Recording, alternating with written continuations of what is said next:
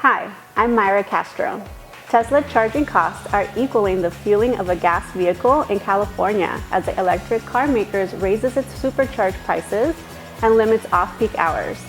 Also, Ventura County Sustainability Division launches a new online hub to support local climate action. Hi, I'm David Compton. The Fed set a deadline for offshore wind energy lease sales in the waters off San Luis Obispo County. And Faribault Energy signs an agreement to provide carbon-free geothermal electricity to LA and Ventura counties. Hi, I'm Olivia Simonson. Another fire at PG&E's Moss Landing battery plant causes Highway 1 to shut down. And a shelter-in-place order issued to local residents. Plus, the Crimson Energy Storage Project, a 350 megawatt battery storage system in eastern Riverside County, is now complete, and the system is in operation. All these stories and more coming up on this edition of PowerON.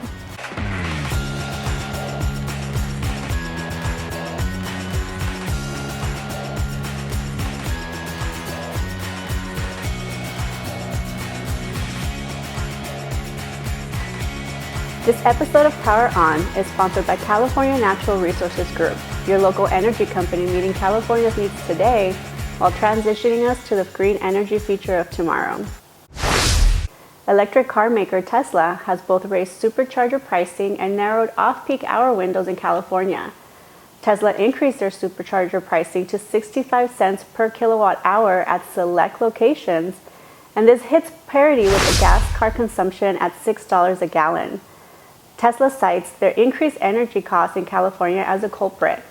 Recently, during a recent heat wave, the California Independent System Operators asked drivers to avoid charging electric vehicles while the Flex Alert is in effect, or at least charge electric vehicles and electronic devices before 4 p.m. when conservation begins to become most critical. During a similar heat wave sweeping Texas back in the summer, Tesla itself also asked its customers there to only use off-peak hours for charging. We will be right back after this brief commercial message. Every year, the amount of oil being produced in California is going down. And that sounds like a good thing. But the reality is our appetite for oil is not going down, and the production of renewable energy sources can't pick up the slack fast enough. As a matter of fact, the U.S. Energy Information Administration predicts that in 2050, fossil fuels will continue to provide almost 80% of the nation's energy, while renewables will provide about 13%. So you might wonder, if California keeps reducing its oil production every year, but the demand still remains, then where is our state getting the oil to meet our needs? Well, it's not from other parts of our country. That's because California is an energy island, and there are no pipelines that can bring supply in from other states. This leaves only one way: this. And it's how 70% of California's oil gets here, with the majority coming from foreign countries thousands of miles away. However, this oil is not like the oil produced in California, which is the cleanest and most heavily regulated in all the world. No, this oil comes from countries with lax production standards and social immoralities to both their people and their planet. When we reduce oil production in California with a not-in-my-backyard mentality, but then make up the shortfall in demand by importing foreign oil, which is produced in manners no Californian would ever willingly condone, we're just playing an international environmental shell game. We need to remember we are all global citizens, and when we power locally, we're actually thinking globally.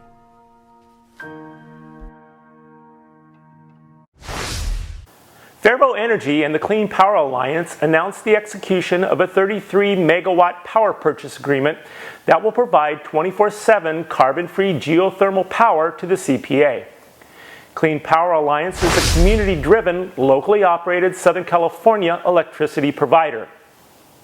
The 15-year contract will provide non-weather dependent, clean renewable energy to CPA's 32-member communities across both Los Angeles and Ventura counties, encompassing more than 3 million residential and commercial customers.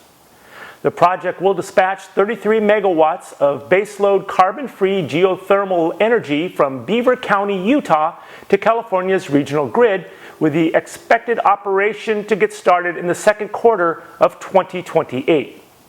Geothermal energy is the heat within the earth and is renewable energy source because there is heat constantly being produced below the Earth's surface. There's been another fire at PG&E's Moss Landing Tesla battery plant. The Elkhorn battery facility went into operation on April 18th of this year and is one of the largest utility-owned lithium-ion battery energy storage systems in the world. The fire was reported to the North Monterey County Fire Protection District, and Chief Joel Mendoza reported that firefighters first to the scene found a battery pack on fire. Fortunately, he added, it burned quickly and relatively cleanly. While lithium batteries are known to be able to burn for days when they catch fire, this one burned out in around 6 hours. However, during that time, out of an abundance of caution to make sure that no one inhaled particulate matter from the smoke, fire district officials notified nearby residential neighborhoods to shelter in place and also shut their windows and turn off the AC. During the shelter-in-place period, a portion of Highway 1 and Dolan Road were shut down, allowing no one access to the area. Hi, I'm Tia Eshel. It's midnight and everything in my house is off, and it's a school night, so my son is fast asleep. Hello again. It is now 12 noon. I shot this example in my home to talk about how California is going to achieve its energy goals in the future. It is going to get there via one word: transition. My room didn't just suddenly become sun-drenched. No, it was a 12-hour transition that just took place. It was a process. First it was pitch black, then there was first hint of light, then sunrise, then ultimately 12 noon where the sun was shining brightly overhead. This is exactly what's happening right now with California's energy choices. We can't just flip a switch and go green overnight. As much as we would like to, it's simply impossible. For example, did you know that 96% of manufactured goods that you purchase are made from components found in natural gas and oil? To get rid of that energy source by shutting down California's oil and gas producers would unbelievably change the way we live our lives. And to continue to import foreign oil that further raises our gas prices is not the way to transition either. That is why the future for California needs to be a blended local energy approach. That's called transition. I'm Pia Eshel. Ventura County Sustainability Division has launched a new online hub to support local climate action. The website can be accessed by going to sustain.ventura.org. Community members and partners can now easily access sustainability information about local sustainability events and initiatives. Other key initiatives administered by the Sustainability Division are easily accessible on the new website, including the Ventura County Regional Energy Alliance and Tri-County Regional Energy Network. The Sustainability Division aims to establish Ventura County, its communities, and neighboring regions as leaders in sustainable initiatives that support sensible growth, a healthy environment and economy, enhanced quality of life, inclusion and equity, and greater self-reliance for the region. Again, you can access their new site at sustain.ventura.org.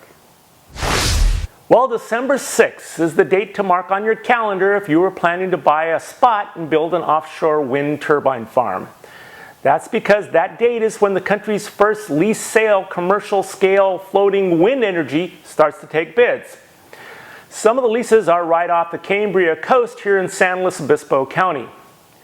The wind energy deals are the product of the Offshore Wind Working Group, convened by Congressmember Salud Carbajal and Congressmember Jimmy Panetta. Since 2019, they've worked to pull together wind development off the California coast, notably reaching an agreement with the U.S. Navy, which was concerned the turbines would interfere with naval maneuvers and training. The turbines are to float because the depth varies from 500 to about 1,200 feet in the lease areas. There have been other studies examined to propose technology and different ways to moor the platforms in place, and possible other future layouts. Once the lease sale is held and the actual projects are fully laid out, a more complete environmental analysis will be part of the permitting process. A new standalone battery facility in the California desert, about 13 miles from the nearest city of Blythe, has come online. The Crimson Energy Storage Facility will provide 1,400 megawatt hours of electricity at full capacity. The project is in an area tagged as suitable for renewable energy development and is part of the Bureau of Land Management's Desert Renewable Energy Conservation Plan. The plan targets some 10.8 million acres of public lands in the desert of 7 California counties and aims to streamline renewable energy development while conserving ecosystems and providing recreational opportunities. The project holds 2 long-term energy storage contracts with Southern California Edison and Pacific Gas and Electric. Both contracts are part of reliability procurements directed by the California Public Utilities Commission. Well, that's it for this edition of Power On. If you're watching us on YouTube, don't forget to click that little red subscribe button. On behalf of myself, Olivia Simonson, David Compton, Pia Ishel, and everyone else here at PowerON, thanks for watching.